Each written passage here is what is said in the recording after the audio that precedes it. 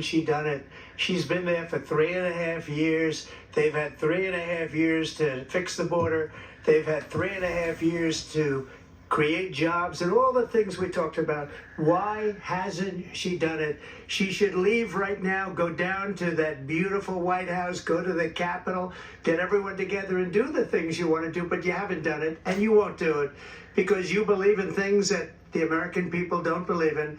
You believe in things like, we're not going to frack, we're not going to take fossil fuel, we're not going to do things that are going to make this country strong, whether you like it or not. Germany tried that, and within 1 year they were back to building normal energy plants. We're not ready for it. We can't sacrifice our country for the sake of bad vision. But I just ask one simple question. Why didn't she do it? We're a failing nation. We're a nation that's in serious decline. We're being laughed at all over the world. All over the world they laugh. I know the leaders very well. They're coming to see me. They call me. We're laughed at all over the world. They don't understand what happened to us as a nation. We're not a leader. We don't have any idea what's going on. We have wars going on in the Middle East. We have wars going on with Russia and Ukraine. We're going to end up in a third world war, and it'll be a war like no other because of nuclear weapons, the power of weaponry. I rebuilt our entire military. She gave a lot of it away to the Taliban. She gave it to Afghanistan. What these people have done to our country, and maybe toughest of all, is allowing millions of people to come into our country. Many of them are criminals, and they're destroying our country. The worst president, the worst vice president in the history of our country. President Trump, thank you. And that is our ABC News presidential debate from here in Philadelphia at the National Constitution Center. I'm Lindsay Davis. And I'm David Muir. Thank you for watching here in the U.S. and all over the world, and from all of us here at ABC News. Good night. David Muir's a little nervous there. Right, that is a wrap What a on the finale. Harris-Trump presidential debate, now in the books. Here with us tonight for post-debate analysis, Britt Hume, Dana Perino, Harold Ford Jr., Laura Ingraham, Jesse Waters, plus Sean Hannity will be with us live from the spin room. Well, the topics: inflation, abortion, immigration, January 6th. It took about 40 minutes to get to a question pressing Vice President Harris on the list of changing policies from when she ran for president in 2019, about an hour before foreign policy came up. The first question of the debate: are you better off than you were 4 years ago? Never fully received an answer there. However, Vice President Harris was clearly well prepared, practiced, on the offensive much of the night. Former President Trump did take a lot of the bait that she threw out in some of those answers, but he pointed time and again, as he did there at the end, about what she has or has not done as vice president. The question now is, how much does this move the needle? Yeah, I mean, it has to be said that she was really never held to the fire.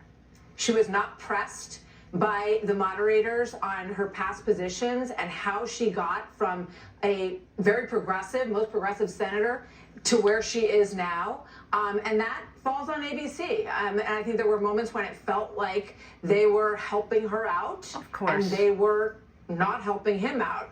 There were times when he didn't pivot as well as he should have to move on to some of the points that he no doubt wanted to make.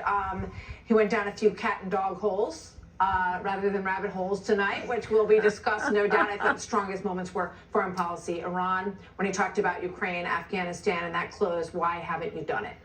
Okay, let's go around the horn. Britt Hume, thoughts? Well, I thought the single question that needed to be answered tonight was, Madam Vice President, why have you changed your position? Give us your thoughts on why you changed your position, not just on the small handful of issues that were raised by the moderators, but on a range of other issues. There were like 2 questions on the whole thing all evening. She never had to account for her changes. Never. She said she'd go down the list. She never did. Now, look, make no mistake about it. She always Trump had a bad neglects. night. He rose to the bait repeatedly when she baited him, something I'm sure his advisors had begged him not to do. In the first debate when Biden attacked him, he just kept his cool and kept going. In this debate, he rose to a debate, and we heard so many of the old grievances that we'd long thought that Trump had learned were not winners politically.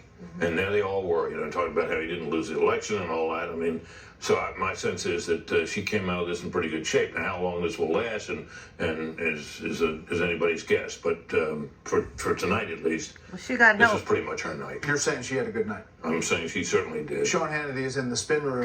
Your opinion thoughts only. on this debate, Sean?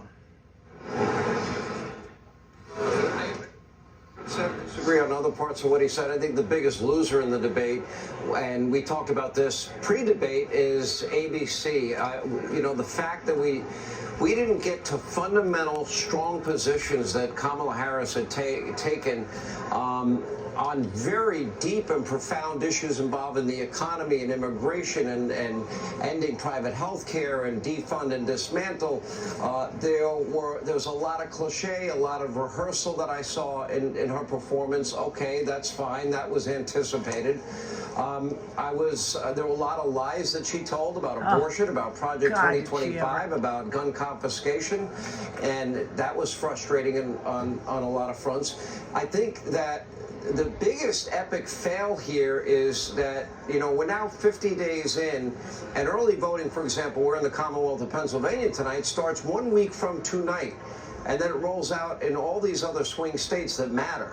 The fact that we don't know if she still supports, free housing, healthcare, education, and sex change operations for illegal immigrants is unfathomable to me after an hour-and-a-half debate.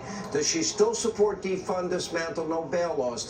Do we have an answer on no fracking and no drilling? She didn't say that in 2000. Even CNN fact-checked her after her 16-minute and 29-second debate. So did Obama. We don't have answers on the economy. Bidenomics being a great success.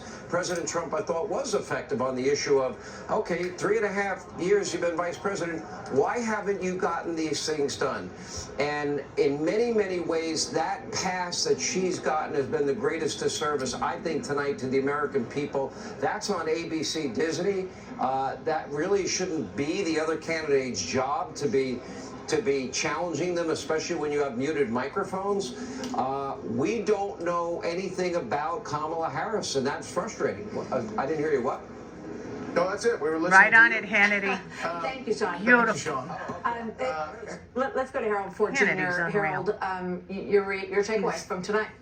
So I agree with Brett. This has to be thought of by supporters of Donald Trump and people in that campaign as a disappointment. June 27th, we talked about before, was a different kind of collapse for Joe Biden.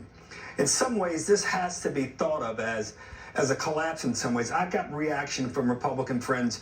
The two common things were train wreck and he needs this to end. These are people who support him and I think will continue to support him.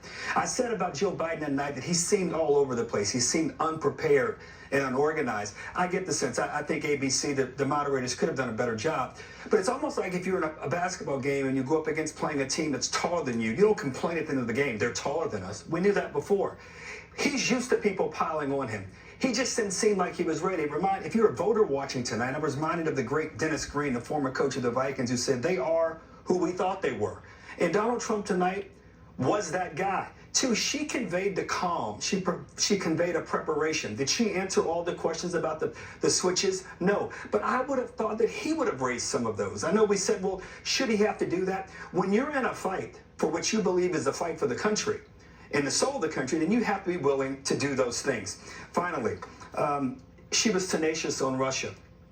She had clarity about the future of the country. He was a little too gloomy, I thought. And when asked, I saw around the table, I've never heard Donald Trump not be definitive about a set of plans. He said, I have concepts of a plan. Here we are, 56 days from an election. You've been president before. He's got to recover from this, and we'll see if there's another debate. I hope the two of you are moderating if there is another debate. This guy's got to be a Democrat. I'm asking for one. Speaking of which, senior advisor to the Harris campaign, Brian Fallon, just sending out, that was fun, let's do it again in October. What a night. To that point, Fox has officially invited both campaigns to a ABC debate didn't make it in any October. We have sent a formal invitation, as think we they're have gonna be before, criticized. and we've renewed that specifically ABC. for a debate to be hosted They were on Fox criticized News before this in even October. started. We hope they take it up. Seems like the American I people think would we love gotta another get off of opportunity to see these ABC. candidates. It's been such a short window, and they deserve as many opportunities as possible. We certainly hope that they will LadyRanger take us here. up on that. Jesse, your thoughts? I don't think the American people are watching and thinking any of these people won. This was rough. This was That's what I pretty thought. intense at times.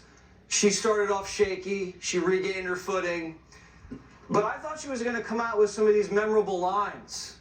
All the memorable lines were from Donald Trump. One spot run. Shh, I'm speaking. Does that sound familiar? Wake Joe Biden up at 4 o'clock in the afternoon and go get him to sign this thing to close the border. I took a bullet because you said I was a threat to democracy. And they're eating the pets. You know, you watch this thing, if you're a Democrat, you're like, oh, she did a great job. She was much more forceful than Joe Biden. If you're a Republican, you look at this and you're like, that's Donald Trump. He had some moments where you were like, oh my God, where are we going with this? And then he just had some great knockouts.